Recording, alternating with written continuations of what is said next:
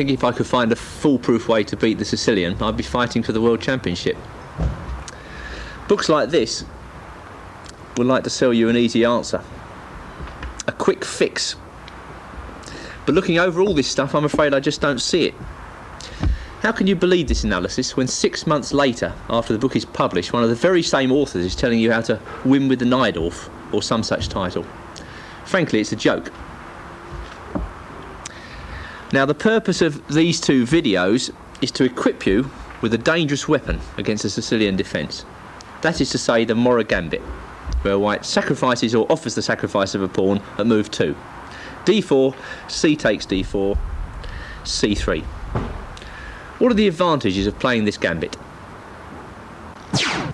Well, crucially, you'll probably know more about this gambit than your opponent will. I don't really see the point in bashing out theory going straight down his favourite main line. Is it likely that you're going to know more about it than him? Hardly. Playing the Morra Gambit, you're likely to get a strong initiative, and the initiative is valuable at all levels of chess. And finally, the accepted black defences, the so-called refutations, are perhaps not quite as good as they look, and I'll be showing you the antidote to each as we go on through the video. The Morra Gambit may not be the best way to meet the Sicilian defence, but unless I study chess 25 hours a day, I don't think I'm ever going to find that. No, I think the Morra Gambit can be seen as a point-scoring, no-nonsense practical weapon for white. Firstly, let me take you through the contents of this video. In the opening section, I'll be showing you the ideal layout for the white pieces in the Morra Gambit. In the second section, I'll be showing you ideas, tricks and traps that are common in Morra Gambit positions. Then we'll go on to examining the theory. In the next section of the tape, I'll show you what happens when black plays the solid main line of the Morra Gambit. That's to say, after Queen e2, Bishop e7, Rook d1, where black plays e5. This is very common and many of your opponents will do this. We'll look at how white tackles that type of position. Next up, we'll be looking at Joe Gallagher's antidote to the Morra Gambit, as recommended in his book Beating the Anti-Sicilians. That is to say, a6 in this particular position, and after castles, black plays knight f6, intending bishop g4. I'll be showing you exactly what I think white should do against this. In the next section, we'll be looking at the fianchetto variation, which doubtless many dragon players will try. And against this, I'm going to recommend a barnstorming variation starting with the move 6h4. Watch out for some real fireworks in this section. We then move on to examine a line recommended by Jeremy Seelman in his book Winning with the Sicilian Defence. That is to say, a line where black delays the move knight f6, preferring to develop his bishops first. Here you see the position coming up in front of you, and now Seelman recommends the move bishop d7. This is really quite a tough nut to crack, but I'll be showing you what I think is the best line for white here. If we change the position a little bit, put a black knight on f6 and a black queen on c7, we reach the next variation considered in the video. I don't particularly rate this early development of the queen by black, and I reckon that with bishop f4, white drums up a very good attack. We'll then move on to looking at the popular lines where black plays an early knight e7. This can occur when white castles and black plays an immediate knight e7. That's considered to be the main line of this system. Or where black delays the move d6, instead preferring a6, bringing about this position. In either case, white should be able to whip up good chances with the move bishop g5. Watch out for a game by Garry Kasparov as black in this system, where he got into trouble. And to close the video, I'll be looking at miscellaneous systems for black, where he omits the early knight c6. I'll be looking at 4e6 and 4a6. These are dangerous systems from an unprepared white player, and I'll be showing you the antidote to both of these as we run through the video. The Morra Gambit is an exciting opening where white strives for the initiative from move 1. In this, the first section of the video, I'll be showing you the typical layout that white adopts in the Morra Gambit against virtually all black setups, and the way in which white builds a launch pad for the attack to come. The opening moves are as follows. White plays e4, c5, and now the immediate central advance d4. In the accepted Morra, black will take on d4, and when white plays c3, offering a second pawn, black takes that too. D takes c3. And now white plays knight takes c3. Well, here we have the first important position of the Morra Gambit. And as you can see, for the sacrificed pawn, white has open lines for all his pieces. It's very easy for white to develop his pieces. The question is, where should they go? Now normally in this position, black will play knight c6, and then white continues with simple easy development. Just knight to f3. And now we're going to see how white should bring out his pieces in the Morra Gambit. Firstly, what to do with the bishop on f1. Well, in almost all cases that bishop will be developed to c4. A nice aggressive square in the centre of the board, potentially eyeing up f7. At any rate, there's pressure down the a2 to g8 diagonal. Almost every time white is going to castle. Simple developing move, bringing the rook into the game. That's quite indispensable. And now, what to do with the queen? Well, again, in most cases the queen will go to e2. This is quite an important square because on e2 the queen is supporting the e4 pawn for a possible e5 advance. That often causes confusion in the black camp. And then the rook on f1 will slide across to d1. So the queen and the rook occupy harmonious positions. And as you can see, the position of the rook vis-a-vis the black queen is quite awkward for black. Probably black will move that queen as soon as he sees the rook appearing on the d file. And this is another important trump in white's armoury, the fact that the rook is opposite the queen, forcing the queen to move. It might cause confusion in the black camp. Now we come to an interesting moment, what to do with the bishop on c1. This is probably the most difficult piece to place correctly in the Morra Gambit, because in certain circumstances the bishop belongs on e3, in others on f4, and in the final case on g5. What sort of scenarios enable us to place this piece properly? Well, here we have a typical position from a main line of the Morra Gambit, and black has just played the move knight g8 to e7. Now in the lines with knight e7, and there are many of them, bishop g5 is the best move because it ties the black pieces up. This is the usual case where bishop g5 comes in handy.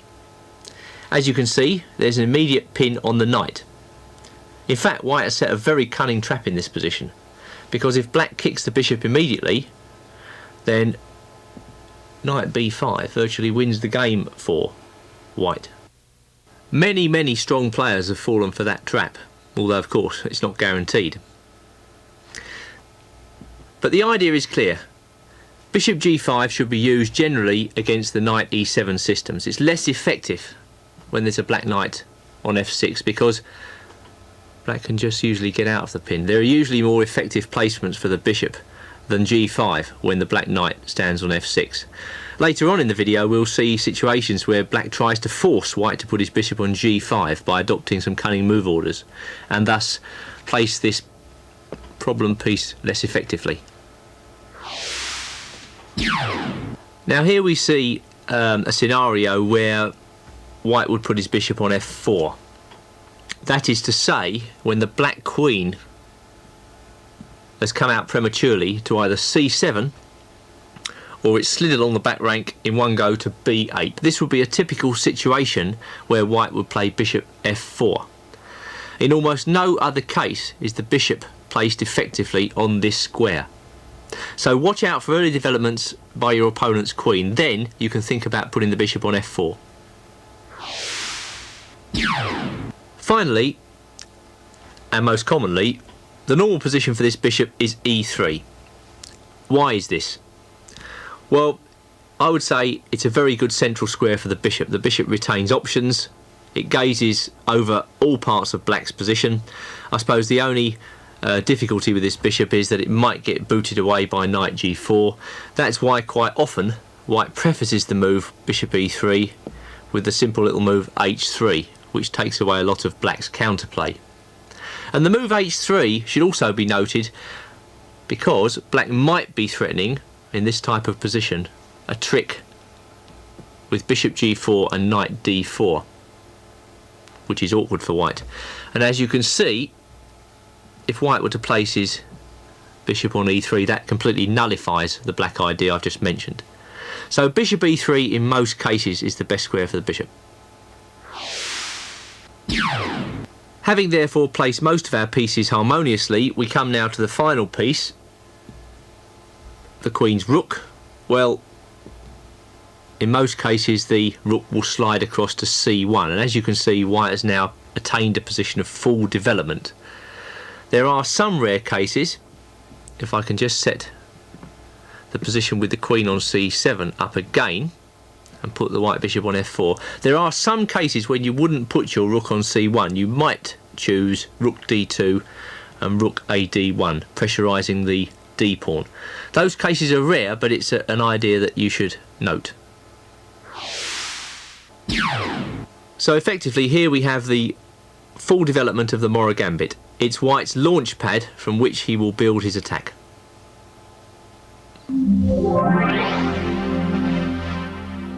Now I'm going to show you some typical tricks and traps which black can fall into in the Morra Gambit. They quite often crop up, so you should note them closely. First of all, I'll take you through the short game Matulovic Grandmaster versus Vincente, Simeone 1954. It's an old game but very thematic. Black falls for one of white's early traps. Well, the opening moves are e4, c5, d4, and black takes the gambit pawn. c3, dc3, knight c3. Black's knight comes out, white develops as per the programme. d6, bishop comes out to its strongest square, and now black makes a mistake. Knight to f6. Now I think you'll agree with me that this is a very plausible Sicilian move. Here it's just an outright mistake. Black must preface that move knight f6 with the move a6, and I'll show you why now. In Matulovic Vincente, white played the crushing move e5, and this is extremely awkward for black to meet. Black took this pawn with the pawn, d takes e5, and white swapped the queens off. Queen takes d8, check. And this poses black a very awkward problem. Well, I'll show you later on why knight takes d8 is not a very good move. Suffice it to say that after knight b5, white obtains a crushing position. We'll see why a little later on. But in Matulovic Vincente, black took white's queen with the king. This allows knight g5, another very strong move. And now it's very awkward for black. That double attack on f7 is very strong indeed. Black went king c7. Knight took on f7. Rook went to g8. And now white played knight b5 check. Just that move, knight f6, has exposed black to a crushing attack in the very opening of the game. King b8 was played. And now another exceptionally strong move by white. Knight takes e5. And black's position is really all over the place here. Of course, the intention after knight takes e5 is that when black takes, white should not take the rook on g8, although he can. Instead, bishop to f4, pinning the knight. And now look at the perilous position of the black king. I don't think there's any defence anymore. Poor Vincenti played knight d7, the only move to protect e5, and now white takes on g8. Bishop takes g8. Pawn came to a6, knight went to d4, king went to a7, and after castles by white, black chose an elegant moment to resign. Watch out now, because here comes another moment when the move e5 can be particularly effective. On the board in front of you, you've got the position after 4 moves, and white's about to play knight f3. We'll follow the main line for a little while, where black plays d6, bishop comes out to c4, and now what looks like a very logical move, e6, blunting white's diagonal. Okay, white castles. Knight comes out to f6, queen comes to e2, bishop e7, typical Sicilian development, and now rook to d1. Setting up a trappy position. Now if black was to carelessly castle here, as happened in the thematic game Kiffmeyer versus Sandmeyer, Wiesen 1970, then e5 is a real cruncher, disrupting black's position. We should see this game because it's quite entertaining. Knight e8 was played by black, and white took on d6 immediately. Of course that doesn't allow black to block the position with d5. Bishop takes d6 was played, and now knight b5, which I guess would have been the response to knight takes d6. Black played queen e7, that's why he took with the bishop to find a square for the queen to get out of the pin. And now bishop came out to g5. f6, only move. And now white dropped his bishop back to e3. With the crunching threat of taking on d6 with the knight and following up with bishop c5. So that's something Sandmeyer had to defend against immediately. After bishop e3, black played the miserable move bishop b8, and white played rook ac1. In this position, white has a crushing initiative. All of his pieces are in extremely strong positions. Black played b6. Now if we just retract that move, we see that the move black would like to play, that's a6, is forbidden because of bishop c5, which is a very strong reply. And if black takes that bishop, then bishop takes e6, check, would win his queen. So poor old Sandmeyer played b6. Bishop b3 was the reply, hitting the knight. Bishop b7 defending the knight. But now we see suddenly that e6 is unprotected, and white exploited this magnificently with the move bishop c5. Now that's a wonderful move. Typical Morra idea.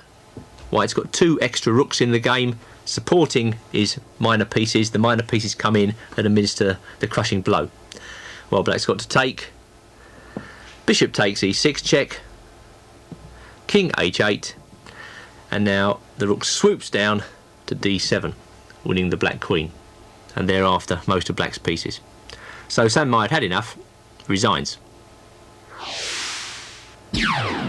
We move on now to examine black's predicament vis-a-vis the queen in the Morra Gambit. Black's got a slightly awkward choice of where to put his queen. It's difficult to find a square which is not particularly exposed, and I'd like to highlight that now by showing you a fragment of the game Lenoir, international master from Austria, against Shestiakov, again international master, and this game was played at Kecskemét in 1991.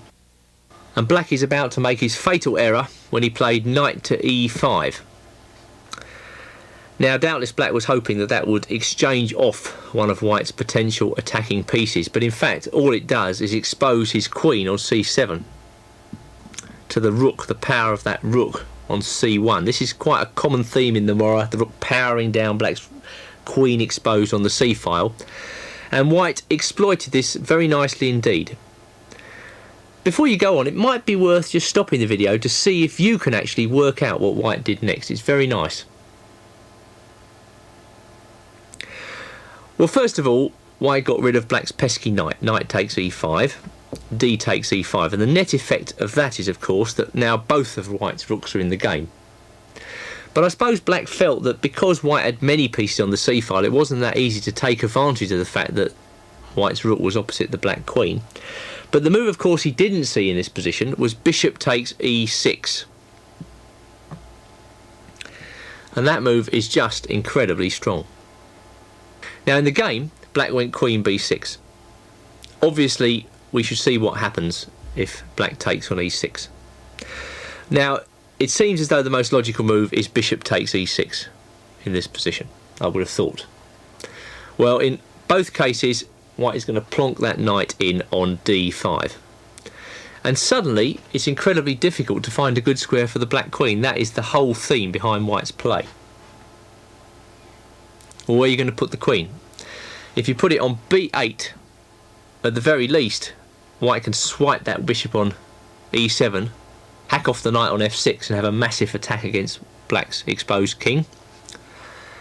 If black puts his queen on the d file anywhere, d6, d7 or d8, he'll simply lose the queen. Knight takes f6 check is a fatal discovery. And if not there, then where?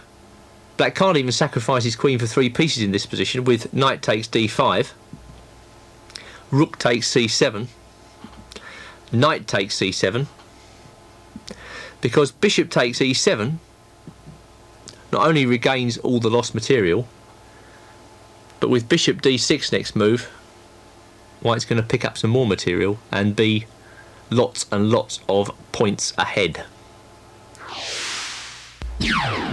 I mentioned an interesting trap earlier where white put his bishop on g5 and black's knight was on e7. Let's see how we reach that position. Again, it's a very common idea running through the Morra. e4, c5, d4 takes, c3 and black snaps off the pawn, knight takes c3, knight c6, knight f3, e6. I assure you lots of your opponents are going to play like this because they know you're going to put your bishop out on c4 and they want to blunt that bishop. Okay, well, d6, white castles, and now knight e7. Bishop comes out to g5. Now there are 2 moves in this position which are okay for black. Well, I believe them to be slightly better for white, however black plays in this line. I'll show you why later. And those moves are f6, trying to take the sting out of that pin, and a6. But if black is careless enough to play the move h6, then he will find to his horror that knight b5 is a winning move. Because as you can see, white's queen and the knight power down on d6. And black's problem is he hasn't got a move here. He can't take the bishop on g5 because then knight takes d6 wins everything, wins the queen at least. And his other move, that is to say pawn to d5, can be met very, very effectively indeed by just bishop f4. And I think that simply wins the game. Black is powerless to stop knight c7 check. So I think you'll agree that is a very easy trap for black to fall into, and countless players have done so. Now, back in the early 1990s, an opening variation was discovered for black which seemingly appeared to refute the Morra Gambit. And this was a line called the Siberian Trap. Now let me just show you what that trap is. I think you're going to have to be aware of it if you play the Morra Gambit. Here we see a mainline position. White's about to play his move knight f3. Black goes e6. Bishop comes out to c4. And now black plays queen to c7. A quiet enough move, but the venomous introduction to the Siberian Trap. Now let me just show you what the trap is. It only works if white plays robotically. Let's say white were to castle, and back goes knight f6, and white plays queen to e2. All as per the programme, nothing unusual here. Well, then the Siberian Trap is black playing his knight to g4, and this is an incredibly difficult move to meet. In fact, white has gone wrong already. Because, well, many players just went h3 here. They didn't realise what black was up to, and then knight d4 just wins the game, as you can see. fork of queen and knight. If white takes the knight on d4, queen h2 is checkmate. So actually after knight g4, black is threatening to win the game immediately with knight to d4. And of course white's problems don't end there. For instance, if he were to play rook d1, which is the normal Morra Gambit move in this position, the trouble is for white that bishop c5 is just a very good move here. And that's the secondary point of knight g4. White cannot satisfactorily meet the threat to f2. So we have to find a way of meeting this dangerous system. Now if we just tinker with white's move order a little bit, here we have the position after queen c7, and you'll recall that white castled. This is a mistake in my opinion. He should play queen to e2 first. And now I don't think it's possible for black to play his Siberian trap anymore. Because if he plays knight f6, then e5 is a very good move. This was only discovered after many painful short defeats have been inflicted on white. You would think that knight g4 was the point of black's play, and then when white plays bishop f4, as he must, black goes f6.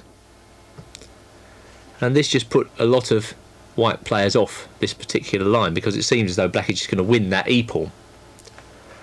Only later was it discovered that white has a very good move in this position, which is knight d5. And now you can see again in the Morra Gambit that the black queen has become exposed. Exposed this time to the bishop on f4. Well, let's say black takes this knight, and white gets to play e takes f6 check.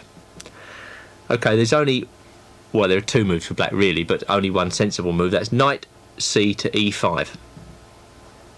And as white's going to take this knight with his own knight, knight takes e5, they're going to transpose anyway. So let's say black books one knight on e5, you take it, he takes back. And now queen h5 is the move to refute the Siberian trap. Because when black blocks with the move g6, very plausible. It's true that black's knight is on pre here on e5, but so is white's bishop. Then John Nunn discovered the beautiful refutation, which actually gives white a very strong position, and that is f7 check. That's a very difficult move to see. Just have a look at that for a moment before we go on. Apparently, this little pawn move gives white a crushing advantage in all lines. For instance, if king d8 in this position, then the strongest move for white here is queen to g5 check. And when black goes bishop e7, just queen takes e5. And white will be able to keep his pawn on f7. An incredibly powerful pawn, very difficult for black to get rid of. I assess that particular position as winning for white. Black has two ways to take the pawn on f7, but both of these leave him with a miserable position. For instance, if he takes with the knight. Now both queens are on pre. Well, now I think queen e2 check is a very strong move. If black doesn't want to lose his queen, he's got to play knight e5. And now bishop takes e5. Looks like a crushing fork. Let's say black plays bishop b4 check. It's as good as anything else in this position, if black doesn't want to avoid losing lots of material. And now I think simply king d1 is a very strong move. Winning. Finally, if black takes on f7 with the king, king takes f7, then the simple move is best. Bishop takes d5 check. Black plays his king to e8. He couldn't go anywhere else. Queen takes e5 check. Queen takes e5, only move. Bishop takes e5. Again, black is reduced to playing only moves in this position. That's bishop b4 check. White plays his king to d1. Rook comes to f8, only move. You see, it's all quite deep. And now white plays a very strong move indeed, a3. And the point of this move is to drive the bishop off the diagonal e1 to a5. For instance, let's say bishop a5, b4, bishop b6. Time enough to allow white to play rook to e1. And as you can see, with a crushing developmental advantage. For the moment, the Siberian trap appears to be on ice.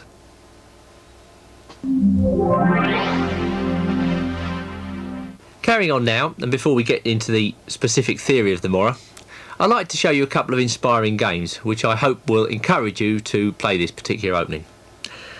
And the first of these is the very recent game between Akram Mohammed and Majid, Cairo 1999. It's one of the very few Morra Gambit games which have actually appeared in Informator. Okay, white played e4, c5, d4, c takes d4, c3, d takes c3, knight takes c3, and actually in this game we're going to see black play the solid main line. It's the line that's been played most often by black, where he's supposed to get a very, very rock solid game. Okay, black played d6, bishop came out to c4, e6, white castled, black played knight f6, queen e2, bishop e7, and now rook to d1. And as we've seen already, that sets up a vicious threat of e5. This is why black normally plays e6 to e5 in this position, although that move appears like a loss of time. It's important in the sense that it holds white up. And now there are two moves here for white. The modern move, I'm not going to recommend this move on the tape, is bishop e3, hoping to dispense with the move h3. Against that, black can probably get away with bishop g4. I'm not sure I like that too much for white. White has to take quite a lot of risks in that particular variation to get a good position. Instead, on this video, I'm going to recommend the older move, the safer move, which is h3, preparing bishop e3, and that's the move that Akram Mohammed played, not allowing black his pin. Alright, black castles, we're still in the main line, and now bishop comes out to e3. Black plays a6, and white brings his rook to c1. So here we have the position of full development in the Morra Gambit. What is white going to do with this particular position? Okay, we'll see later on that black has several moves in this position. He can play h6, bishop e6 has been played very commonly. In this particular game, black played his bishop to d7. I presume the idea of that is to defer for a moment the position of the queen, the black queen, and to maybe give support to a possible advance b5 when the knight on c6 is protected. I don't know. Other than that, it looks rather an odd move to me. Now, the normal moves in this position have been the non-committal a3, but Akram comes out with a very strong novelty in this position, knight to a4. Now, at first sight, that move seems impossible because, well, black can play b5, can't he, winning a piece. But Akram shows that he's got it all worked out. Black played b5, and the answer to that was a slightly surprising bishop to d5, and that was white's idea. Well, obviously black can take on a4 now, but I think that would lead to a pretty cheerless endgame position for him when white lops off the knight on c6.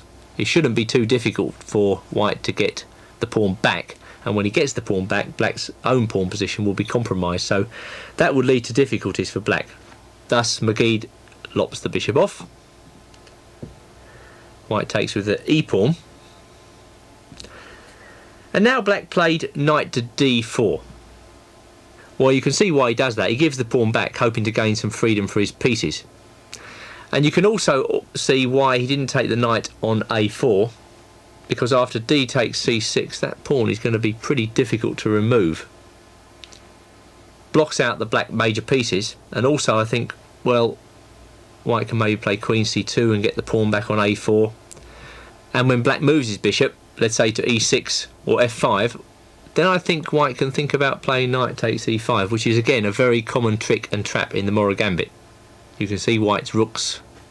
Those are the extra pieces he had in the game. Knight takes e5 takes full advantage of that feature of the position. So taking on a4 wouldn't be very good for black. Thus knight d4. But again, once again, Akram shows he's got the tactics under control by taking on d4 with the bishop. He takes d4. And now a very strong move giving white the advantage, knight to b6. Which of course was the point of putting the knight on a4 in the first place. Again, it's very difficult for black to meet this move. If he takes the knight with his queen, then the bishop disappears on e7 and white's queen would take up a very dominating position there. On top of that, black's bishop's pretty miserable and white is going to take on d4 with a knight, and once that knight gets to d4, let's just see this line. Queen takes b6, queen takes e7, bishop moves, let's say, to f5, knight takes d4. You can see just how powerful that knight is. It towers over the position. I assess black's position is almost lost. So that variation explains black's rather desperate looking move, d3. Now the point of this was that after rook takes d3, queen takes b6, we're actually going back into the previous line, but then black hopes to gain the tempo with bishop f5, preventing for at least a little while the white knight from coming to d4. Doesn't matter, so such is the nature of white's advantage in this position, he can afford to lose that tempo and still play powerful moves. Rook e3, and as you can see, white has complete control of the position. Black tried to challenge one of the open files with rook a c8. Rook takes on c8, and now black must capture with the bishop. If he takes back with the rook on c8, then queen e8 leads to checkmate. Thus bishop takes c8. But what we have here is a typical situation in the Morra where material equality has been re-established, but white is left with the more active pieces. And Akram's exploitation of the active pieces is a joy to watch. He kicks off with knight to g5. Now that really puts the pressure on. In actual fact, white is threatening knight takes h7 in this position. And I guess h6 would also be answered by knight h7. Not an easy move to meet. Black put his bishop on f5. White played rook f3, and black played bishop g6. But now came another very strong move, knight to e6, highlighting the miserable nature of that rook on f8. Well, black played rook to c8 here. Rook came across to c3, very powerful move indeed, taking the open file. Black can't take the rook because of mate on the back rank. Queen went to b8, and now all sorts of tactical motives come into play based upon the weakness of black's back rank, because white now played another excellent move, queen takes d6. Well, as you can see, it's getting pretty disgusting for black. He has to play queen a8 here. Knight came to c7, queen b7, and now queen takes a6. And this move simply leaves white with a winning endgame. The game didn't last much longer. Let's see the last few moves. Queen takes queen, knight takes queen. Black was forced to trade pieces, which obviously he doesn't want to do. Rook takes rook, pawn takes rook, king f8, and then d6, forced resignation. White's next move will be knight c5, and the d6 pawn is unassailable. Well, from a state-of-the-art game, we move back in time now to 1962, when we see Mikhail Tal in charge of the white pieces. All I can say is, after seeing this game, you'll find it a great pity that Tal didn't play the Morra Gambit more often. His victim is a guy called Nabalt. Never heard of him before or after this game. Riga 1962. And it's quite an instructive game that it features a position where black puts his queen on c7 and white plays bishop f4 and does black over. So we should see this game. It's quite enjoyable. Well, white's about to play bishop c4 here. Very familiar situation. And we get quickly to a main line position. Now, in the last game, black played bishop e7 and e5. Here he tries something different. He plays the a6 system. Rook d1, and as soon as that rook hits the d file, black gets his queen out of harm's way. But is it really out of harm's way on the c file? Well, as we've seen, there are ideas when white puts his rook on c1 of knight d5, so black's not out of the woods yet. Okay, Tao played bishop f4, and as I said, that's probably an effective place to put the bishop, only when black puts his queen on c7. And black played knight to e5. I think you'll agree with me, that's quite a decent move. Bishop came back to b3, bishop e7, rook ac1. And now we see the dark side of the move queen c7, because, frankly, in view of white's threat of knight d5, that queen has to move again. And Nibelt was forced to lose time here with queen to b8. Now came a very strong move, typical Tao, knight to d4. Avoiding exchanges and preparing bishop g3 and f4, exploiting the unfortunate position of the exposed black knight. After knight d4, black castled, can't fault that, has to do something, and then the bishop came to g3, not only protecting the possible weaknesses on h2 and f2, but also preparing this move f4. And Nibelt was so afraid of this move f4 that he retreated his knight from the centre, knight e to d7. And Tao played f4 anyway. Well, such was Tao's reputation as an attacking genius at that time that I think Nibelt was so overwhelmed by the thought of white attacking him on the king side that he got very afraid and uptight and made a mistake in this position. It's not clear exactly what he should do in this position because black is very cramped. For instance, he'd like to move his b pawn, but that's completely out of the question in view of knight to c6. He'd like to think about playing, for instance, knight to c5 here, but then simply comes bishop c2, and the move e5 is going to be pretty overwhelming because, as you can see, that bishop has now rerouted to an incredibly strong diagonal right down to h7 there. So that doesn't seem to be much good for black either. And my general opinion of the black position is very cramped. White also has tactical possibilities of a sacrifice on e6, rather in the manner of the Sozin variation. Black is very passive here, despite the fact he's a pawn up. The pawn is worthless in this position. But the move Nibelt played was almost disastrous. He played e5. Simply can't be good, because it allows, first of all, the move knight f5, which Tao must have been licking his lips over. But not only that, there's a potential disaster looming on the d5 square, and queen to c4 is also waiting in the wings. So suddenly, after e5, I think black's position is just lost. I mean, it's really bad here. Nibelt played rook e8, but of course it has to be said that Nibelt was very intimidated by the way Tao's played this game. Just sacrificing the pawn, getting his pieces on excellent squares, and then starting the attack. I mean, it's an ideal Morra Gambit game, really. Rook e8 was played queen c4, absolutely disgusting move for black to meet. You can see f7 is under fire, after which black's position will crumble. He played the best that he could, d5. I'm afraid this move is not good enough. Knight takes d5. So now, look at white's position, it's completely overwhelming. He's not even material down. Black's position is a complete joke. Bishop c5 check. King h1. And now the most unnatural move, rook to e6. And now comes a typical Tao finish, rather beautiful. He played the lovely move here, queen takes c5. Absolute poetry. Black can't take the queen. If he plays knight takes c5, knight takes f6 check, leads to mate. Rather nice, isn't it? So after queen takes c5, black went knight takes d5, rook takes d5,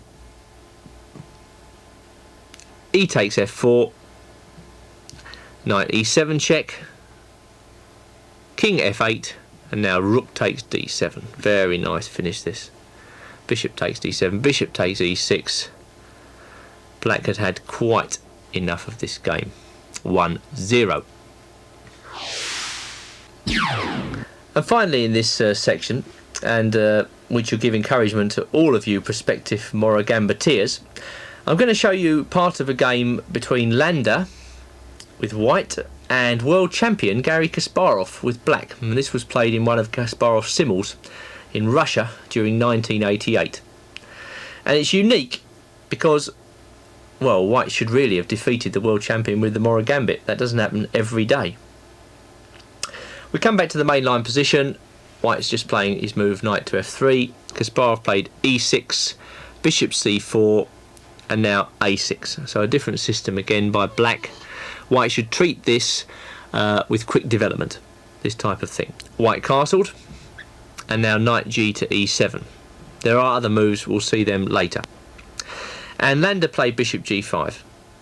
This is the accepted method against knight e7 systems. h6.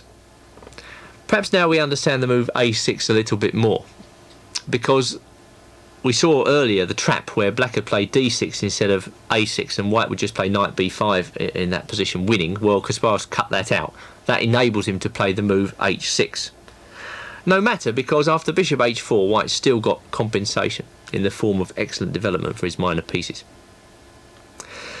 But now Kasparov sharpened the struggle. He played g5, bishop g3, knight g6. So what black is essentially trying to do in this line is to take control of the central dark squares, notably e5 and f4. And white must strive might and main to break that control. Now this is one of the rare cases in the Morra Gambit where white's queen finds better employment on a square other than e2. And in this position, white played an excellent move here, queen d2. Now the idea of this is to keep pressure on the d file. He's going to put major pieces on the d file and he keeps the square f4 firmly under observation. Black played d6 and white played rook a to d1. So this is white's idea, to put the pressure on the d6 pawn. And in this position already black saw no advantageous way to keep his pawn, so he was just quite happy to return it with bishop e7. White played bishop b3. Now that's an interesting one, because he could have taken his pawn back on d6. He didn't do so, I think, because he felt that black's control of e5 and f4 was just sufficient to ensure that black would have had a very comfortable ending there. So white prefers to keep the pressure on. Kasparov played knight g e5. Okay, knight takes e5. D takes e5 by Kasparov, queen to e3. And black played queen to a5. And it's here that white must act very quickly, because actually I think black is threatening to get control of this position. For instance, if he were allowed to play the simple move, say knight d4, if not sooner then certainly later, then I think black is just blocking white's attack completely. So white must strive to avoid that possibility. And this is why Landa now played an excellent move here, knight to d5. This is very, very strong. Well, what is black to do here? If he takes a knight, and of course Kasparov didn't take that knight, it's far too dangerous to take that knight. If he takes the knight, then I think white captures with the pawn. And this is very disruptive. I don't think black can keep his extra material here, for if he moves that knight, then white will take on e5, probably with the bishop, maybe with the queen, and with d6 waiting in the wings. This is very disruptive. I would say that white is doing extremely well in that type of position. So black did well not to take that knight. Kasparov played bishop d8, and white played rook to c1. Bishop came to d7, and white played rook c5. Black played b5, and it's now that white misses his chance. In the game, white played queen f3, and okay, this is fine for white. The game was eventually drawn in 56 moves. But according to John Nunn here, white missed his chance to defeat the world champion. He should have played rook takes knight on c6. This takes away a defender of e5, so white's next would be fairly clear cut. Bishop takes e5. And now well, what's black to play here? If he castles, for instance, bishop c3 is the move. That's the point of white's play. It's rather difficult to see, isn't it? Black's queen is trapped. I guess that would be the answer to rook g8 or rook f8 as well. Black would have to play b4 here, and then bishop takes b4. Puts black right into trouble. Well, I think white would simply emerge from this position a clear pawn up. So we must assume that Landa could win that. I think white missed a win. Proof positive that the Morra Gambit is dangerous against even the strongest possible opposition.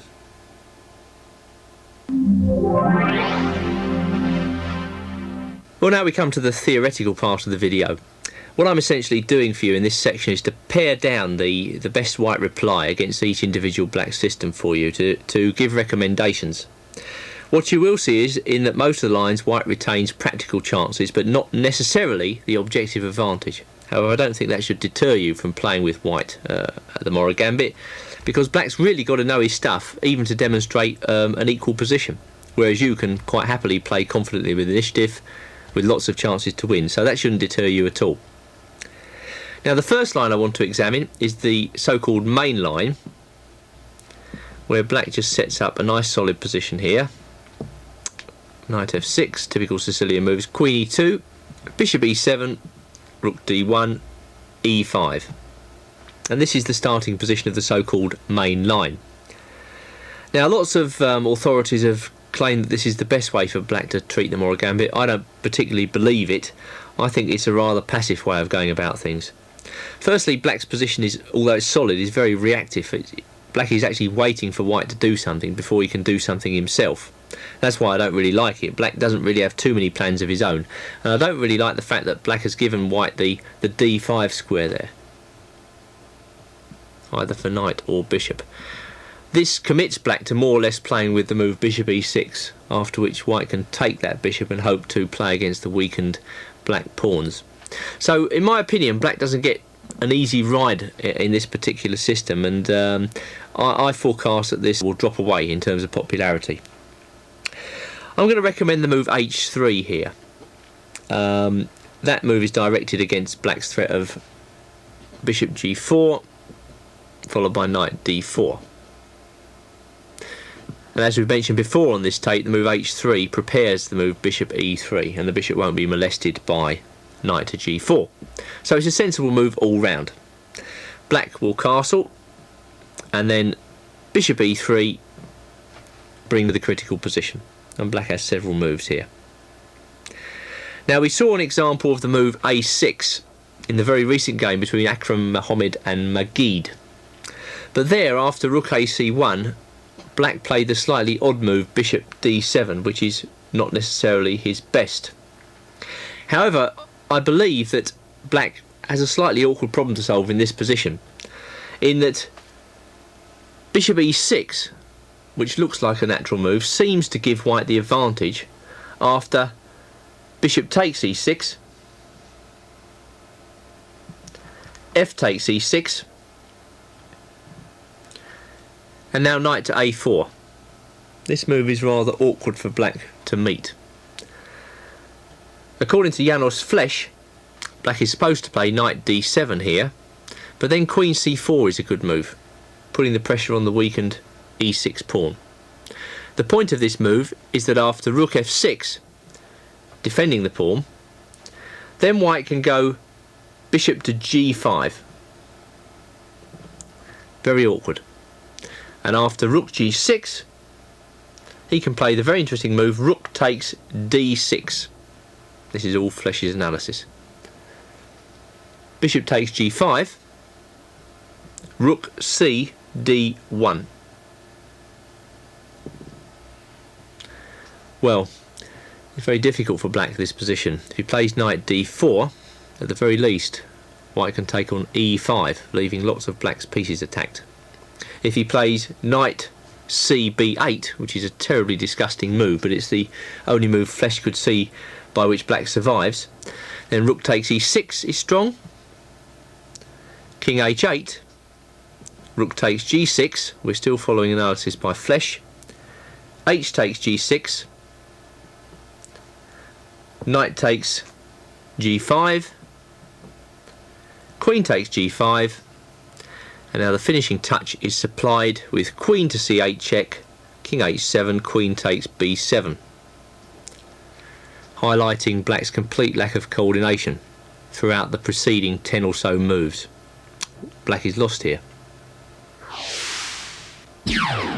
Returning to the position after white has just played bishop e3, I don't think the move a6 is all that great for black, and so let's concentrate now on bishop e6, which is supposedly the main line move. Solid option. If white takes on e6, black is taking back with the pawn and he gains some chances along the f-file, or so the story goes.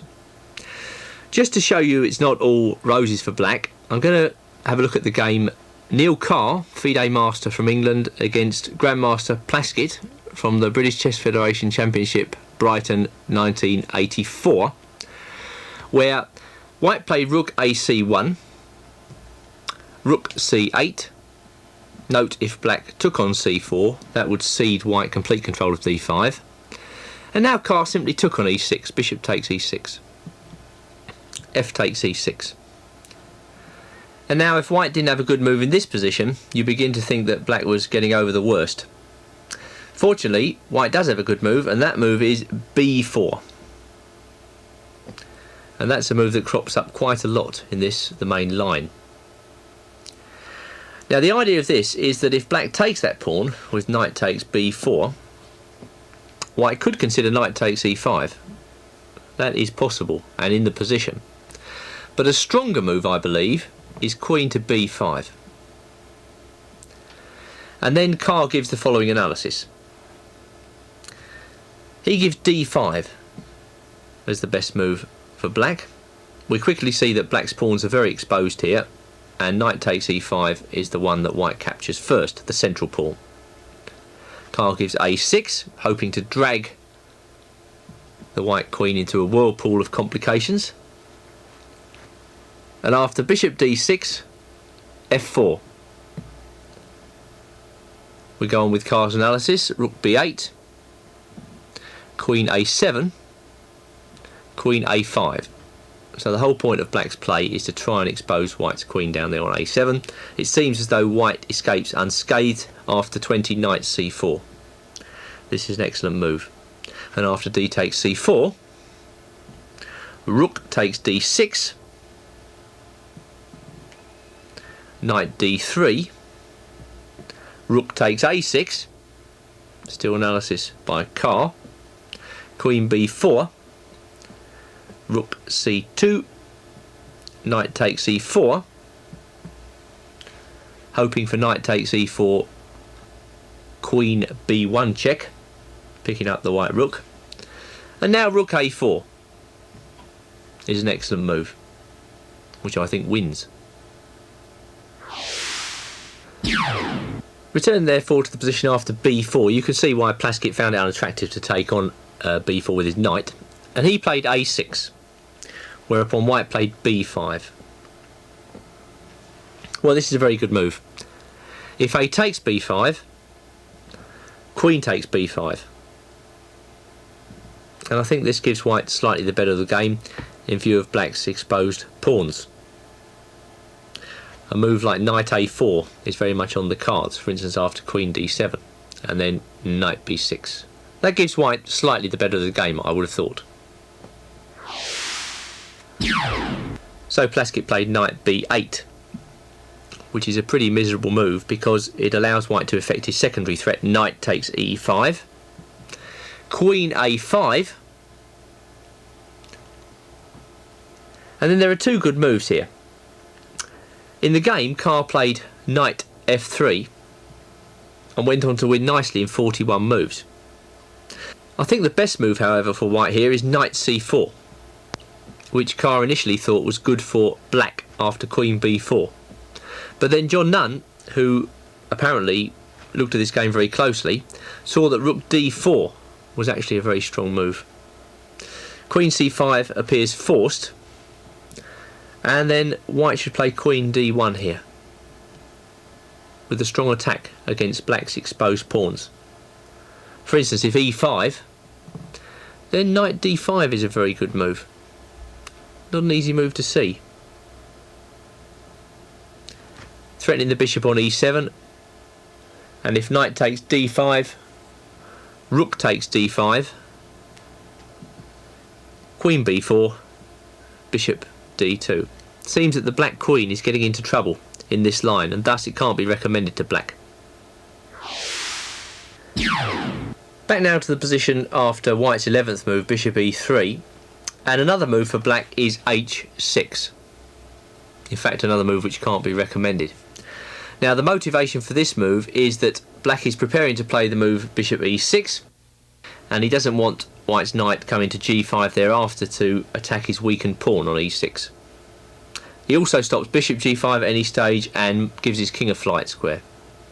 But I don't believe h6 is a good move. Let me show you why. Here's the game Len White, international master, versus Drinovich, the Veldon Open 1993. White played rook ac1, all as per the programme. Bishop e6, we've seen this before. Bishop takes e6, f takes e6, and now the key move in this whole system, b4. We've seen already that after knight takes b4, white plays not knight takes e5. Well, he could play knight takes e5 in this particular position because black's weakened the g6 square, but usually he would play queen b5. Let's just see that. So this move is possible, with possible entry point there, although black should play queen e8. But maybe stronger is this move, highlighting the weakness of the black pawns. In my opinion, white gets a strong initiative in this line if black takes on b4. So back at Len White Drinovich, a6 was the reply. And now an interesting move by white, a4. The idea being that if black plays knight takes b4, white plays knight takes e5 with good compensation in view of the g6 square and the threat of knight c4 tying up the black squares on the queen side. Drinovich didn't take that pawn. Instead he played queen e8 and white ploughed on with b5. Knight d8, and white's bishop went to b6. So I would say this is a typical position in the main line. Black's quite solid. He's got no real prospects of active play. He's just got to sit it out. And there aren't many players who have really got the temperament to do this. Drinovich tried queen f7. White played knight d2. Knight d7 by black, hoping to get rid of the bishop, but knight c4 was the reply, so a nice manoeuvre by white there. A takes b5 was played, a takes b5, and black played d5, hoping to liberate his pieces. In fact, if he didn't play d5, it's difficult to see an active plan for black. White's just threatening to take on d8 and then take on d6, so black just couldn't sit idly by and do nothing. But after d5, e takes d5, e takes d5, knight takes d5, white has actually successfully capitalised on his leading development afforded him by the early sacrifice of the Morra Gambit pawn, and went on to win nicely. Let's see how. Black played bishop g5, attacking the white rook on c1, rook played to c2, and black played rook a4. Black's major problem in this position is if you look at white's game, it's together. White's very well coordinated. His pieces seem to be working as a unit. Black's position's a bit splayed out. It's not clear to me that the rook on a4 is cooperating very well with the rest of black's pieces. White played knight takes e5. Knight takes e5, queen takes e5, and knight e6 was the reply. g3 by white. A good move, taking away the f4 square from black's pieces. Rook e8, and now queen to d6. So plenty of coordination here for white. He probably wants to transfer his rooks to the e-file, creating a very unpleasant pin. Black couldn't find a good way to break white's coordination. He tried queen h5, that's a double attack, But after rook e1, queen takes h3, rook c e2, black is actually in desperate straits. He has no decent move. He tried rook d8, but after bishop takes d8, knight d4, rook e8 check, king h7, queen f8, the curtains were drawn. White wins. Summarising, I believe if black plays this way against the Morra Gambit, you should be happy. You're going to get all the chances and natural squares for your pieces. Remember the initial setup with h3 and then bishop e3. You follow up with rook ac1 and then b4 is the move to put black under pressure, targeting his weak central pawns. Maybe black can last out the pressure, but it's going to be difficult and not many of your opponents will be up to the task.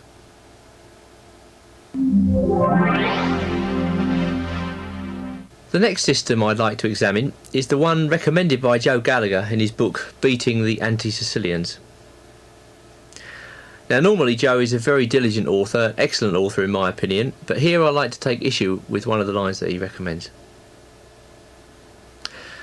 We see before us a quite normal position where white's about to play knight f3, d6 bishop c4, and now Gallagher recommends the move a6. Now we can see this, I think, not as an attempt to prepare b5, but more a high-class waiting move. Black is waiting for white to commit himself, then he responds with knight f6. For instance, white should castle in this position, and now knight f6 is the move. We saw in the introduction that if black had played that move immediately, he gets blasted away with e5. Now that move's not applicable, as black has taken away the b5 square from one of white's knights.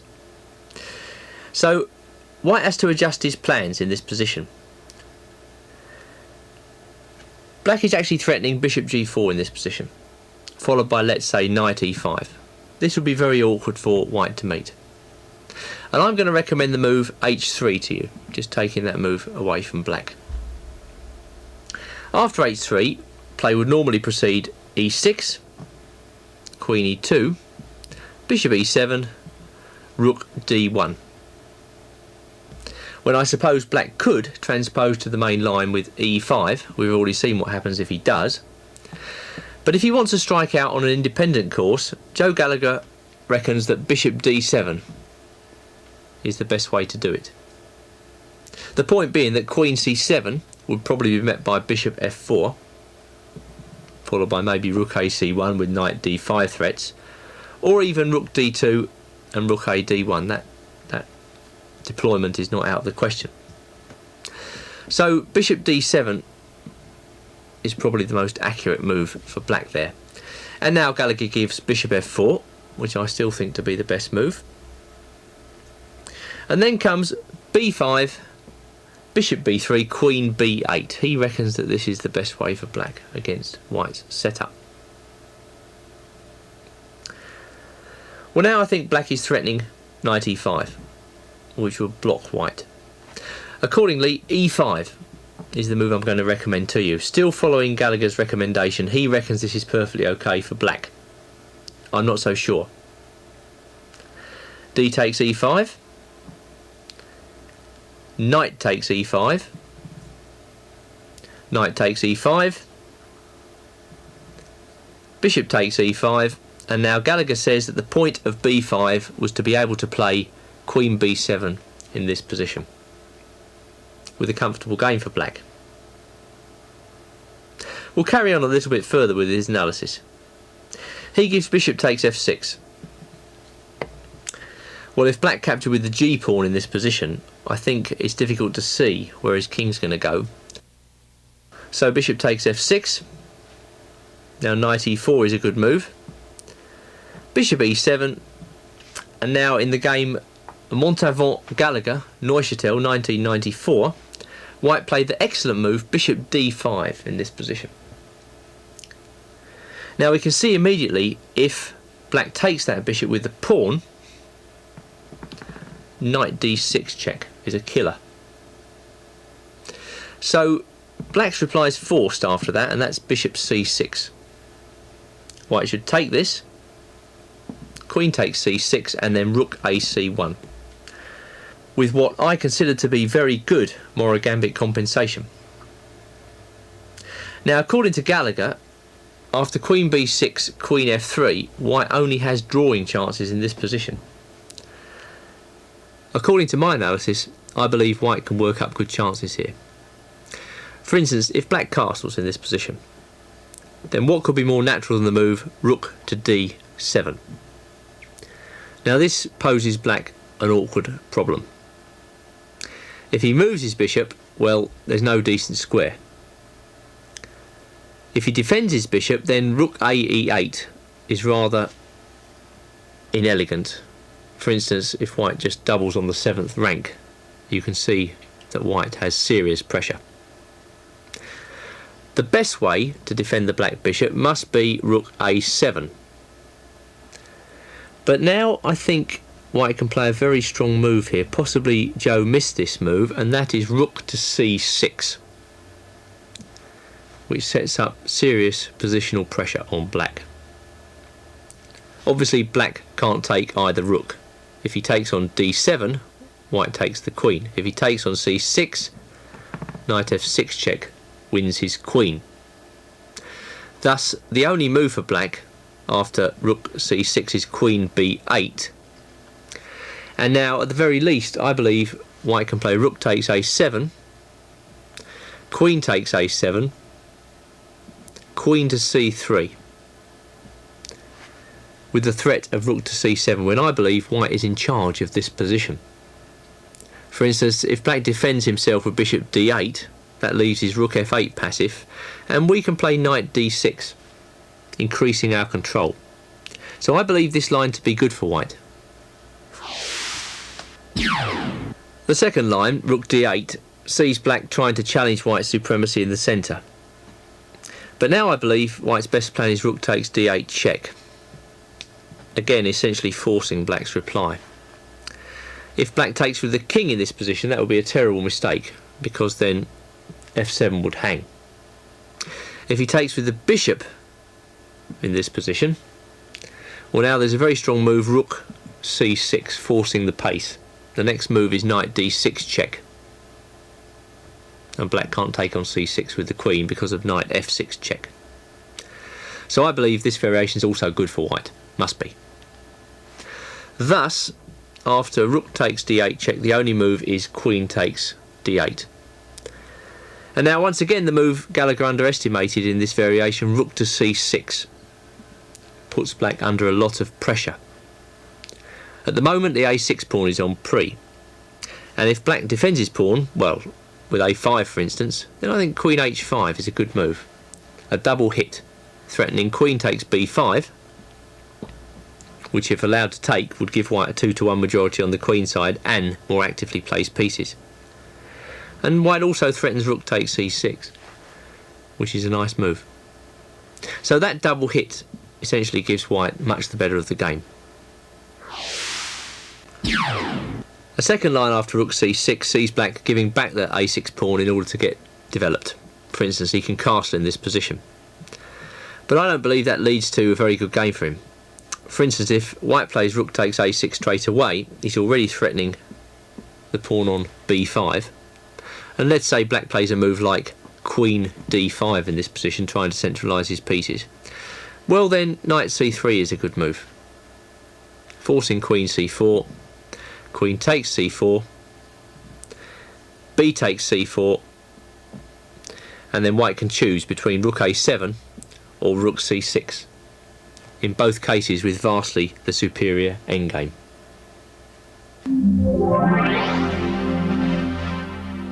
The next section I want to consider in this video is the fianchetto defence.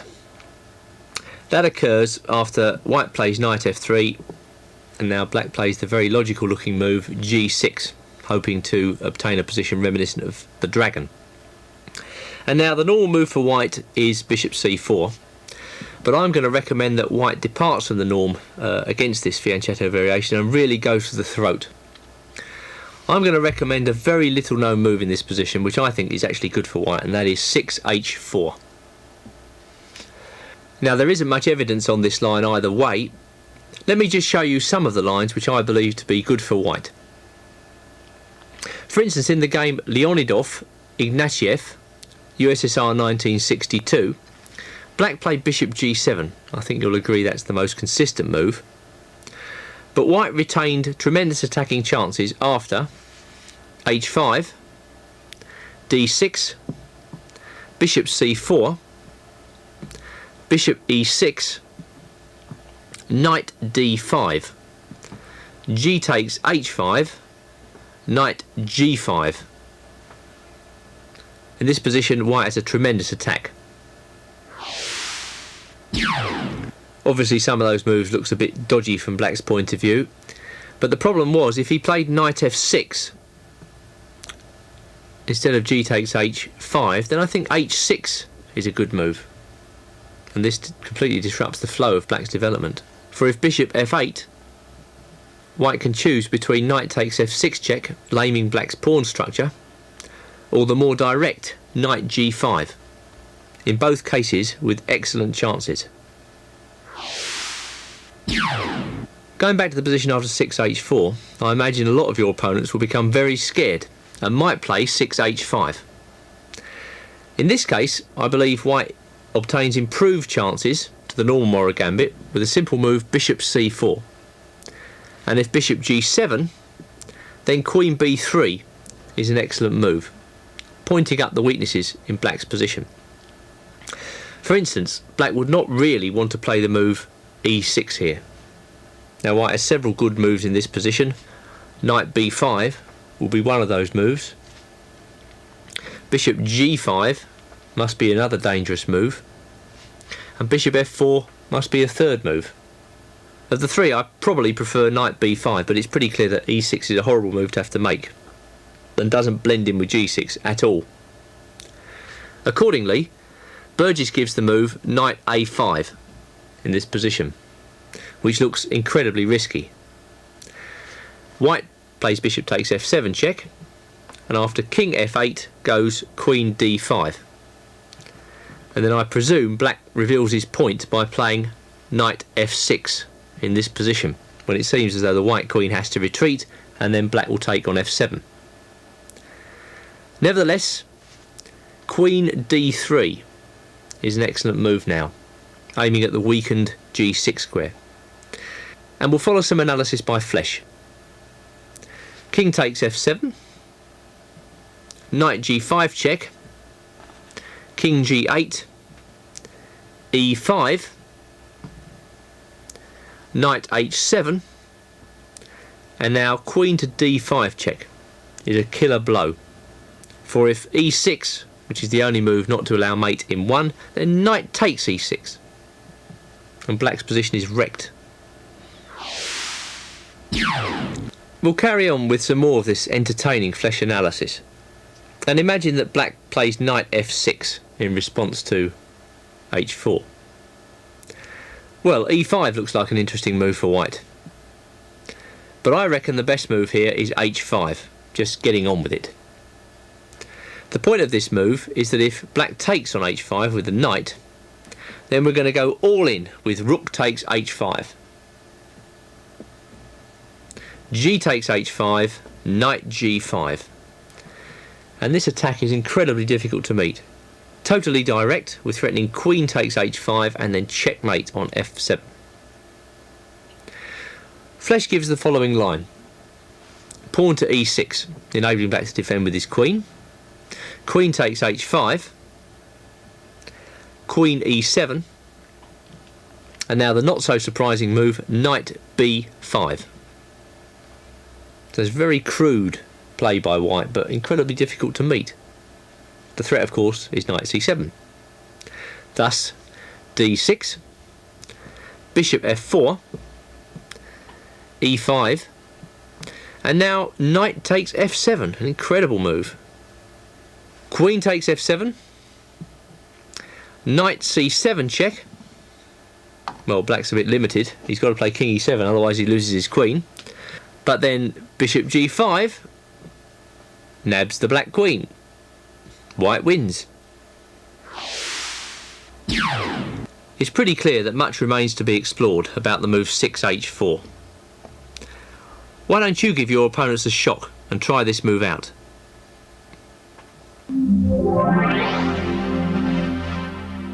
The next system I'd like to examine was recommended by Jeremy Silman in his excellent work Winning with the Sicilian Defence. You'll recall we reach our normal position after bishop c4, e6, castles, and now instead of developing the knight to f6, Silman recommends bishop e7, queen e2, a6, rook d1, bishop d7, and he says this is a very tough nut to crack. Now the way black has played it, he's taken away all possibilities of white playing e5. That's the first point. So white's got to struggle to find firstly a good square for this bishop. As you can see, black hasn't committed his queen yet to c7, and black is probably going to play queen b8 in one go. So all in all, it's a high class waiting system for black. Well, in my opinion, white should play bishop f4 here.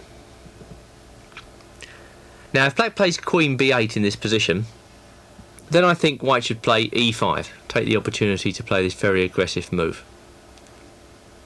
The normal move for black after bishop f4 is e5, and black is hoping to get an improved version of the main line by setting up this position. Then comes bishop e3, knight f6 by black, and white should play rook ac1 in this position. Now if black plays knight g4 here, which looks good, Burgess gives bishop d2 as best. The idea being that, okay, white's lost a bit of time with his bishop, but he's going to regain the tempo he lost with h3. So that shouldn't worry white too much. Accordingly, the normal move is castles in this position for black. And now we're going to follow the game Morra versus Hiertinus NATO Team Championships 1990, where white obtained a firm grip on the position. He played a3 and black played h6. Now just taking that move h6 back, I don't think that's best. I believe that rook c8, which is a more useful move all round, should be preferred. The point is that after b4, b5, bishop d5, knight takes d5, knight takes d5, a rather balanced game has resulted. I assess this position as equal because white can follow up with a move like rook c2 and then rook d2, and he'll probably get his pawn back on d6 with an equal position. I think this is black's best way to play the variation. But there are plenty of chances to go wrong, as can be seen from the natural move b5, played in the game Moore versus George, Washington 1989. In that game, white played bishop to d5, black went queen e8, white played h3, rook c8 was played, and white played b4. Now the move b4 might appear weird, but it does cut down on black's chances of counterplay. Knight takes d5 was played, knight takes d5, and black played bishop e6, so it is similar to the line we were looking at earlier. In this position, white plays knight b6, a slightly tricky move to meet. The idea is that after rook c7, white plays rook c3, with good chances to either double rooks in the c or d files, pressurising the black position. Back to more Hiertinus now, and black played the move h6, white played the familiar move b4, and after b5, the bishop came to d5. Then came rook c8. And here we see Moore adopting a familiar plan with rook to c2. It's very logical for white to double rooks on the c file in this way. Black played queen e8, rook d to c1, king h7. Black doesn't seem to be able to think of anything constructive to do. White went queen d3. Black played g6, white h3, and black played knight h5. and white continued his constriction policy with the sharp move g4. The idea of this was that after knight f4, white takes the knight, bishop takes f4, e takes f4, and now key move, taking on c6 with the bishop. Black took back with the rook, and then white played knight d4, producing a position which is excellent for white. White has a firm grip on the key d5 square and will control the all-important c-file. The rest of the game was distinctly unpleasant for black. Hiertinus tried rook c4, and of course Morra played knight d5. That is clearly the best move here. Now the two knights tower over the black bishops in this position, despite the fact that black is still a pawn up. Rook takes c2 happened, rook takes c2, and black played bishop e6. And white saw a favourable way to get his pawn back, retaining an active game. He played knight c7. That forces black's hand, queen d7 only move, and now knight d takes e6. F takes e6, knight takes a6. Now white has won back his pawn. The black pawn structure still looks rather shaky, and there's an immediate threat of rook to c7. And that's why black chose bishop d8 here. But then came knight b8, queen g7, and now queen takes d6. White went on to win this very favourable position in short order.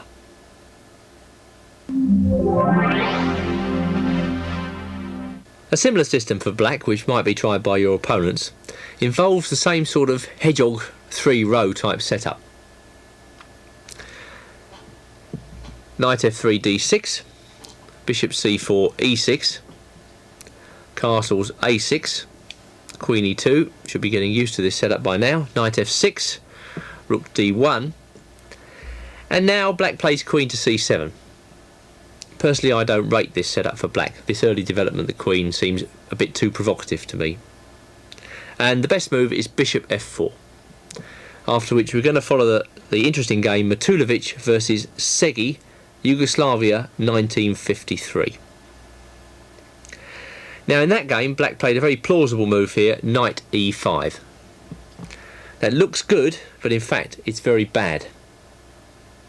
Before I show you why, we should look at the move e5, which frankly I could see my opponents playing straight away after bishop f4. Seems natural to gain a tempo.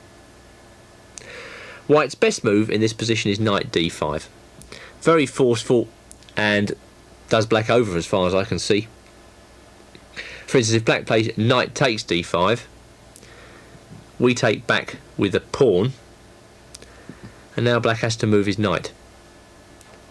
If he plays knight e7, the move knight takes e5 is extremely strong. In fact, that blows black away more or less straight away. So black shouldn't do that. If he plays knight a5, then rook a c1 is very strong. For instance, if knight takes c4, rook takes c4, queen e7. The simplest way to refute this stuff is bishop takes e5, and this is a devastating move. For if pawn takes bishop, d6, queen e6, rook takes c8 check, an absolute bone crushing move, rook takes c8, d7, and black is getting wasted. Back to the game Matulovic versus Segi now. And Matulovic kicked off with a very powerful move here, bishop takes e5. The point being, of course, that after d takes e5, white wants to play rook a c1. This position is almost winning for white. For instance, if black were to play queen b8 here, then I think bishop b5 check is an incredibly strong move. For instance, if black takes this bishop with a takes b5, then knight takes b5 is immediately incredibly strong. That would lead to a winning attack in view of the threat of knight c7 check. The best way was shown by Janos Flesch in a simultaneous display of his 1960. He played bishop takes d7, knight takes d7, and now knight to g5. The idea of this is to position the queen as actively as possible, possibly on h5, maybe on c4, maybe on f3. It depends what black does. His opponent, Bodnar, tried knight f6, but then came the move queen c4, threatening sacrifices on e6.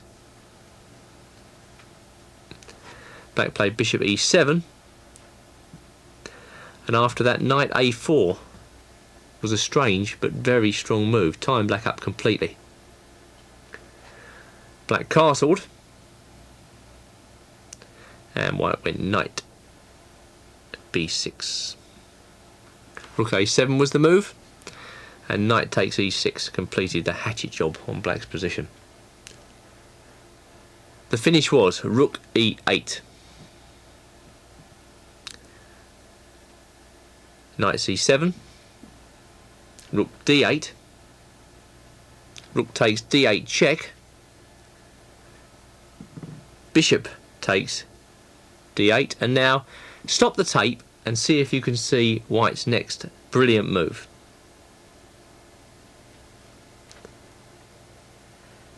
I bet you didn't see knight c a8, which is the move that Flesch played. A quite amazing move which completely ties black up.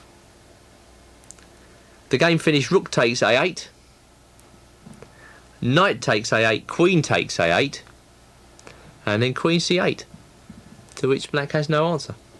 It's a very, very nice finish. Well, you might think that was bad, but what actually happened to Segi in this game was even worse, because instead of queen b8, he went bishop d7.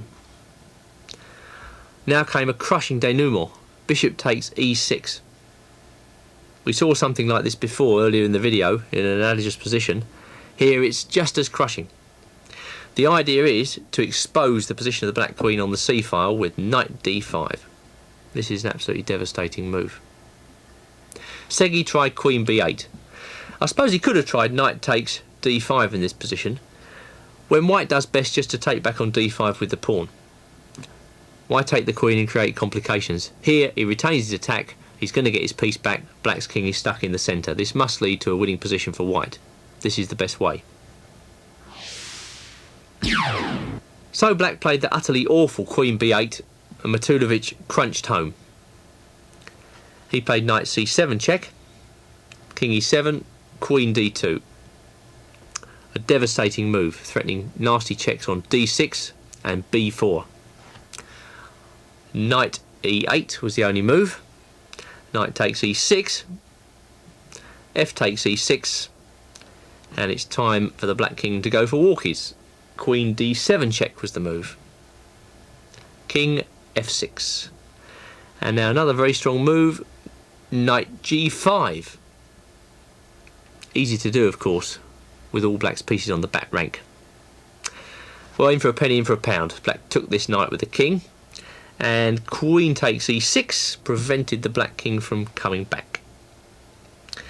Black went knight f6, queen f5 check, king h6, and now rook c3. It was absolutely devastating.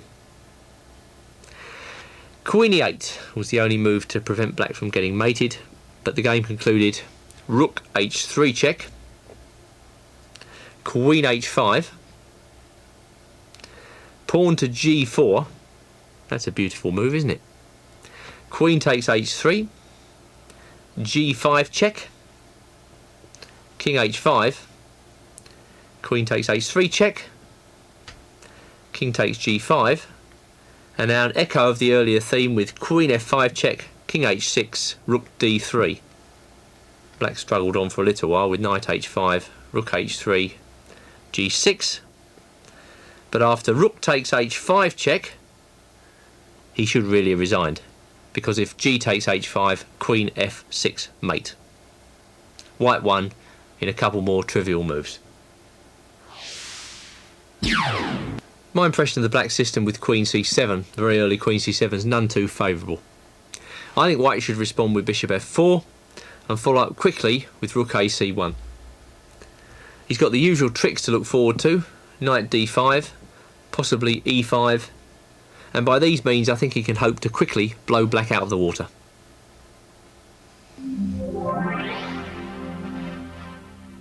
We now move on to an important area of the Morra Gambit, lines in which black plays an early knight ge7. And in the first of these lines I'm going to take you through the game Michael Adams versus William Watson, two grandmasters, quite a rare occurrence for the Morra Gambit, and this game was played in the British Championship Eastbourne 1990. Watson tried a slightly unusual system in that when white brought his bishop out to c4, he played knight e7 straight away. Now I'm going to recommend that against all these knight e7 systems, it's probably best for white to flick in the move bishop g5, and that's exactly what Adams played here. Watson responded f6.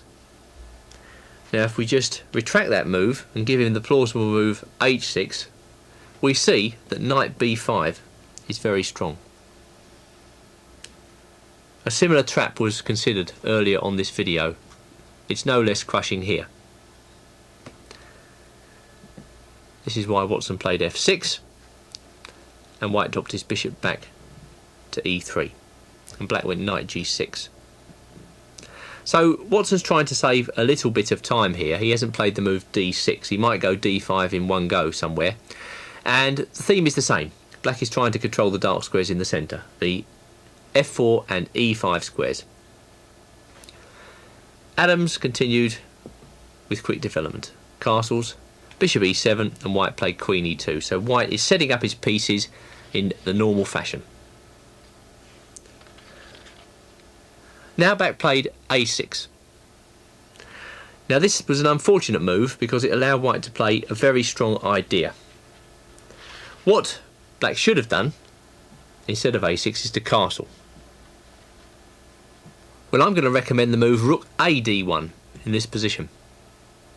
White's plan after rook a d1 is to go knight d4 and then f4, f5. I think this will give white good attacking chances if black had castled. Dropping back to a6, Adams found a very strong move. He played knight a4, and this is a bit of a passion killer because, well, black would like to play b5, but that is refuted completely by bishop b6. So with that threat in mind, black played queen c7, but of course that allows white to plonk his knight in on b6, and that's a tremendous outpost for the white knight. Black played rook b8, and now white gets the chance to develop his rooks in easy fashion. Rook a c1, castles, rook f d1. So this is a kind of dream position for white to get. He's got a perfect Morra position. Good development, black is cramped. White has all the chances. It's not surprising that Watson went down very quickly. What he should play in this position is king h8. Instead, he lashed out with f5 and was quickly punished. E takes f5, forced rook takes f5, and now an extremely strong move again from Adams, queen to d3, threatening queen takes f5.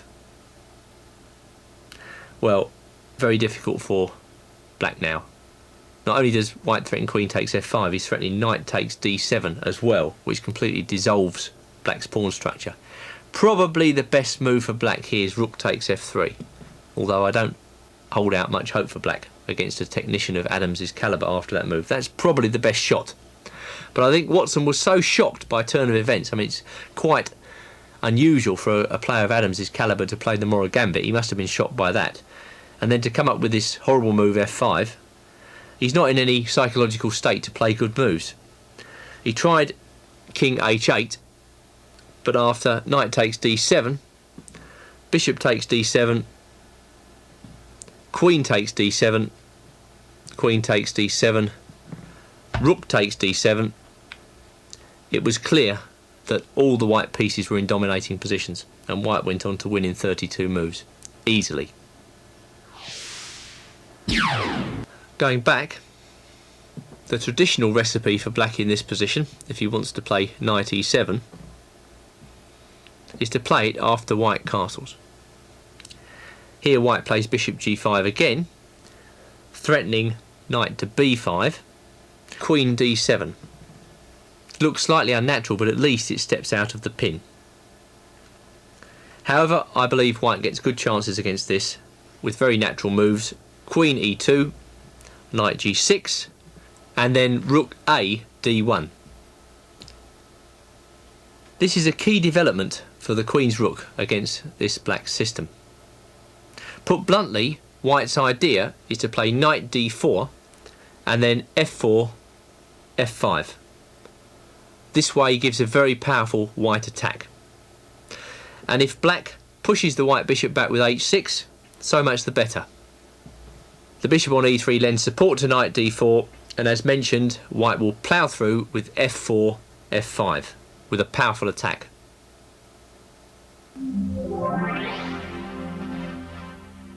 Let's now go on to examine a system which is actually given as good for black in Nunn's chess openings. Here black adopts a very funny move order by not playing knight c6 early, by going a6 on move 4. It's a very strange move. But the idea is that after knight f3, e6, bishop c4, black actually wants to develop his knight to d7. And he goes b5 first of all, driving white's bishop back, and then bishop b7. Now the first thing that white must note in this position is that black is actually threatening to go b4, so white's got to be on the ball to stop this threat. However, I can't really agree with Graham Burgess, who writes a section in Nunn's chess openings, when he gives a3 as the best move. If white has to play a3 in this type of position after sacrificing a pawn, I begin not to believe it. So let's play a more Morra Gambit like move, queen e2 here, as was played in the game Lenoir vs Costa, Gelsenkirchen 1991. And then according to Burgess, black's best is d6, castles by white, knight d7. Now yet another cunning move order by black. He's delaying the development of his kingside pieces, and again he's challenging white to find the best square for this bishop on c1, and also the rooks, by the way. Now let me show you the line that Burgess gives, which is supposed to lead to an advantage for black. He gives rook d1 as one of the main lines, and then says that black should play b4. Now I presume the idea of this is that the sacrificed knight d5 doesn't work. Black takes on d5, he takes d5 check, and now Nunn's chess openings give bishop e7 clear advantage to black. Well, as they checked everything on these incredibly powerful search engines like Fritz, well, we can probably take it that this sacrifice doesn't work. But to my eye, it seems that white is getting some compensation after, let's say, a move like knight d4. I mean, black surely must come under some sort of an attack here. It's not sufficient to just say winning for black or clear advantage to black. But anyway, that's another matter. That's something to be played and examined and tried out. Going back, and in his earlier book on the Smith-Morra, Burgess gave knight d4 and accredited this move to a guy called Shipman, a guy from the States. He updates this in Nunn's chess openings by giving b4. Again, the critical move as excellent for black. And knight d5, pawn takes knight, e takes d5 check, bishop e7. Again, clear advantage to black. Well, I'm not so sure. Once again, can't white drum up an attack here with, for instance, a move like knight f5? Won't this be dangerous for black to meet? Certainly looks dangerous to me. But anyway, that's another line which seems to lead to a disadvantage for white. Although attacking players would have a lot of fun here with white, I'm pretty sure of that. Well, even from those two examples, you can see that it's pretty clear there's a lot of ground to be explored here. So I'd like to add my own tuppeny worth here by suggesting two improvements which I feel white could look at. The first of these is a very natural move, bishop f4. not mentioned anywhere. This seems to me to be perfectly logical. Puts the pressure on d6 and simply threatens the development of the rooks, either with rook d1 and rook c1, or maybe rook d1 to d2 and then double up. If black ploughs on with b4 as recommended, then white doesn't have to sacrifice a piece in this position. He can go knight a4, but once again he may think about going knight d5. E takes d5, e takes d5 check, bishop e7, and this time we've got bishop takes d6. Surely white must be able to work up something here. Although, as I said, if you don't want to do this, you can play knight a4. Another interesting move for white in this position must be bishop g5, with typical Morra development. Now white will simply develop his rooks to the c and d files, or maybe double on the d file, again with compensation. He can think about following up with plans like knight d4, maybe rook d1, and then f4, f5. I think it's far too early to make any categorical judgment about this type of position. With bishop f4 and bishop g5, it should be possible for white to work up typical Morra Gambit chances.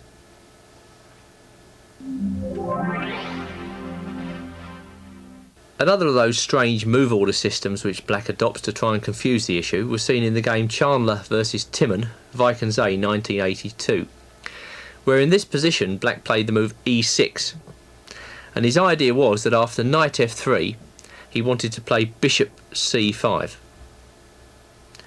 Chandler played bishop c4 and black played knight e7. So this time black is developing his kingside pieces as quickly as possible, and he'll try and work up some chances by playing castles and then either d5 or maybe even the move f5. I believe that white has to be right on the ball against this system if he wants to keep any chance of advantage. Accordingly, I'm going to recommend a move which was analysed by Shipman, and that is e5, immediately putting the grip on black's position and threatening maybe knight to e4. There are several lines now. In the first line, black castles. That's the logical move and consistent. And against that, I believe white can play either bishop g5, pinning the knight, or knight to e4, in both cases with good chances. For instance, if bishop b4 check, Shipman gives king f1, which is quite a strange move, and he believes white is getting an attack here in view of the threat of a3. It's also possible, as far as I can see, after check, just to go bishop d2, arguing that if the black square bishops are exchanged, white has a strong grip on the central dark squares.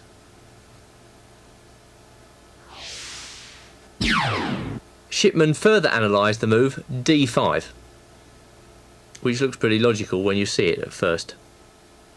It leads to simplification, but it seems to me that white can preserve his initiative.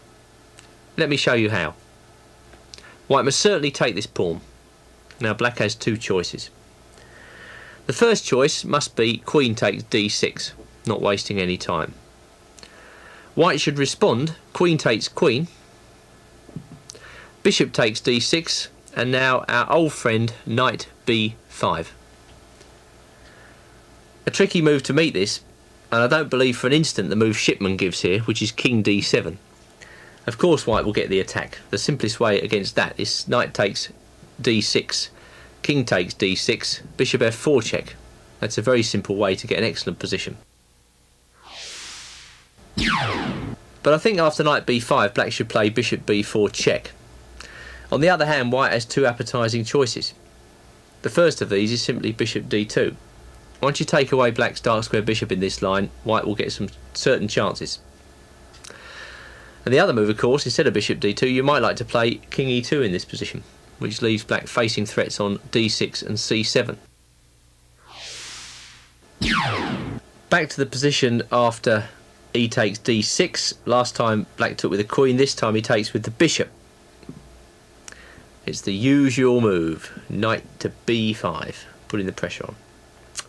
Alright, black plays bishop b4 check, and now bishop d2 is certainly correct. The idea is that after bishop takes d2 check, white will take with the queen. And then as far as I can see, he's going to go back into the other line, this time with even an extra tempo at his disposal. For instance, queen takes queen check. King takes queen. Knight a6 only move. My only decent move. Knight d6 check. King f8. And now knight to g5. And black is under serious pressure. The final move for black worth considering after e5 is knight to g6. When Shipman gives knight e4, the must-play move. Now there are two moves for black here. The first line gives white obvious compensation. Black goes bishop e7 and then white just plonks his knight in on d6. This is obviously awkward for black to meet and must give white good play on the dark squares. In the second line, black goes bishop b4 check, which buys a little bit of time. And now, however much Shipman tries to convince you that king f1 is the right move, I'm sure that bishop d2 is correct. After all, black's king's bishop has moved twice. To exchange itself off, it must move a third time. White takes back with the queen, and then he's got knight d6 check to look forward to, or at least a grip on the dark squares. With h4, h5 always in the offing, I believe this is the way for white to play this variation. Accepting the Morra Gambit is a very dangerous game to play.